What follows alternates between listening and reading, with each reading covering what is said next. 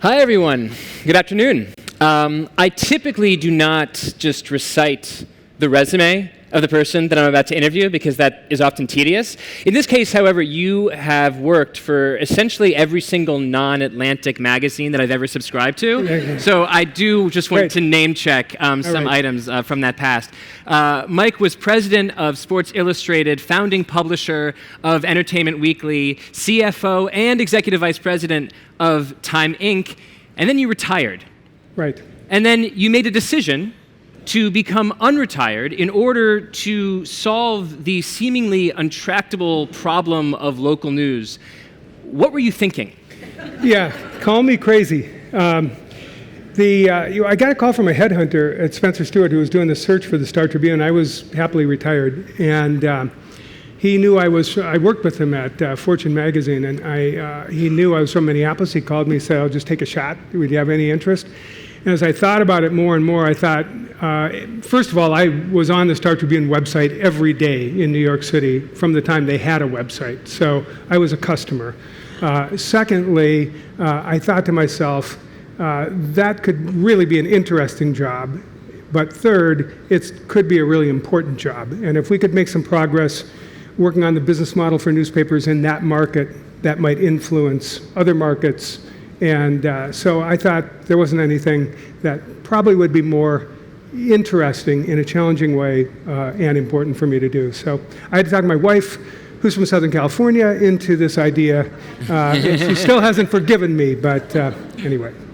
So I was looking at a Wall Street Journal report on the state of local news, and it said that after the Boston Globe, the Minneapolis Star Tribune has the highest rate of digital convergence, or digital conversions. That is to say, the largest share of people who read the Minneapolis Star Tribune who actually become paying subscribers of the Minneapolis Star Tribune. The Atlantic itself is in the process of turning from a website that has traditionally been free to a website where we're looking for subscribers as well. Right. So if you could let the audience in on your secret and let me in on your secret, that'd be really fantastic. So it's a good idea you're moving that way, by the way.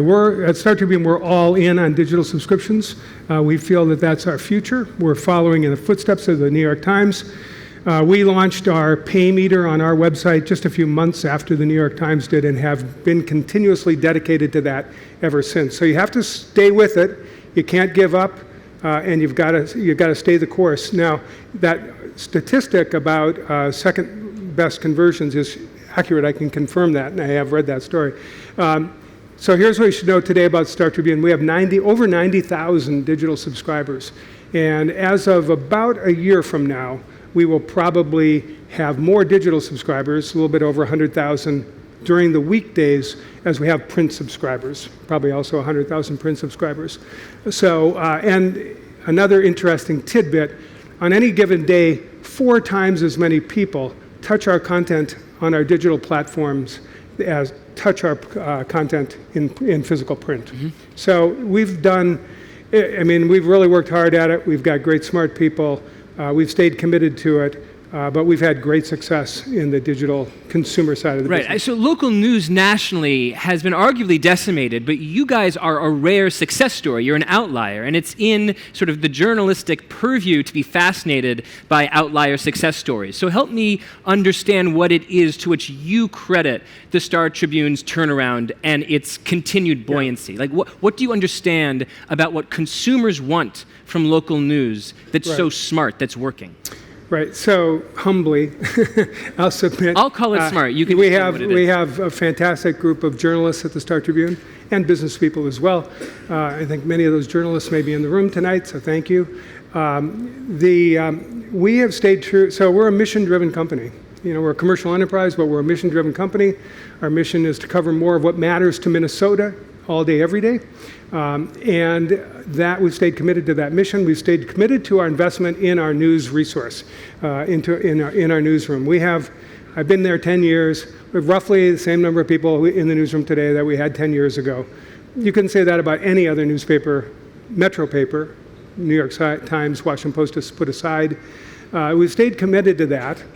We've stayed committed to distinctive local journalism. That's the differentiator for us. It's not our relaying of national news or international news, although we do that.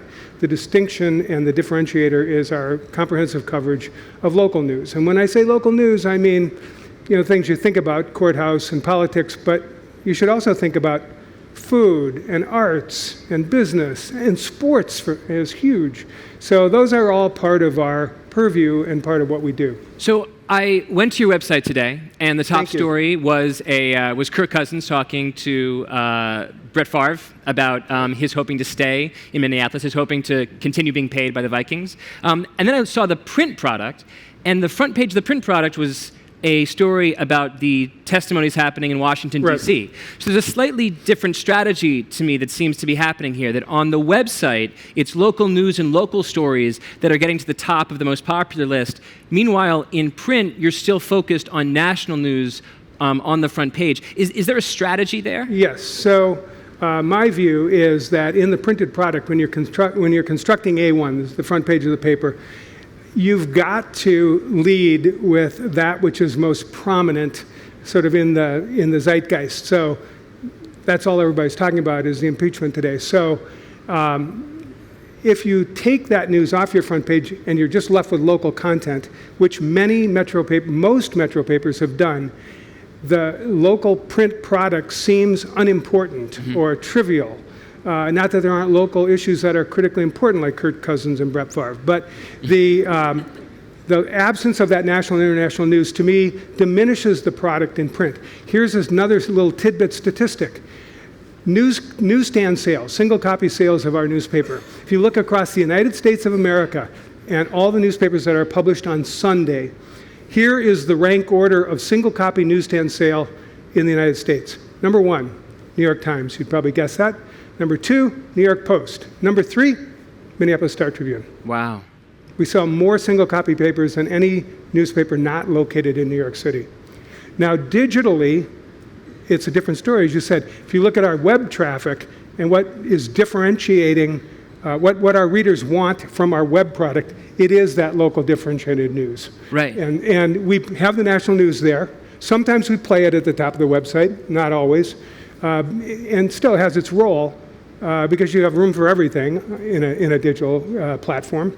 But it's the local stuff that gets the traction. So it's really interesting to me about that, because I've talked to a lot of people about local news strategies, and I haven't really heard this theory that when people essentially are going to the website, sometimes they're just looking for like a quick scan. Did I miss anything? Right. Sometimes they're just looking for one story. They want one story. So if it's local, if they're just looking for the latest on Kirk Cousins, they're like, great, boom, I got it. Whereas when they're receiving the paper does not represent a one-off. The paper represents a bundle. It represents all of which they need to be appraised of during the day. And as long as you're getting not the one-off, but the whole bundle, it makes sense to lead with not just here's what the quarterback said yesterday, but here's what's happening to Donald Trump in Washington, D.C. That sounds like an endorsement of our strategy. I endorse the strategy. Yeah, it might have just been a recapitulation. So when you think about it, if you're sitting in front of a computer or your phone, right? So if you're here and you're saying, I want to read about the impeachment, you're probably not going to think first of the Star Tribune.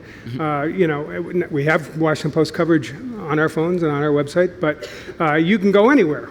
But when you're in front of the print paper, you've got your print paper, and the New York Times isn't sitting there. So I think that's really part of the reason for the differentiation. All right, so enough nerding out on strategy. I do want to talk about economics just a bit. The nerding out was my fault, so don't worry about that. Okay, you have a couch here. I could lay down for therapy if you're going to talk about the business. Well, we are going to talk a little bit about business, so get comfortable. I do think it's important to be clear about the diverging trajectories of the Star Tribune and the St. Paul Pioneer Press. That on the one hand, you guys have been really successful. You're still profitable. You said, have the same size newsroom that you had years ago, despite what's happened in local news across the country.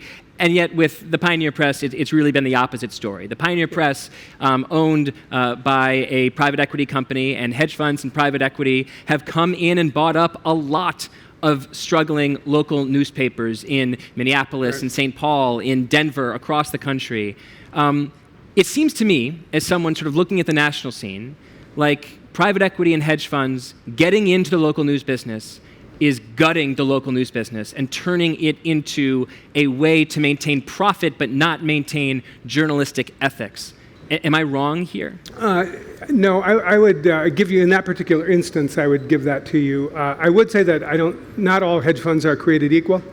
Star Tribune, for the first 5 years of my employment here, we were owned in the majority, by a local Twin Cities hedge fund called Wayzata Investment Partners. They were fantastic stewards. And then in the rest, we were owned by GE Capital and national hedge funds, JP Morgan.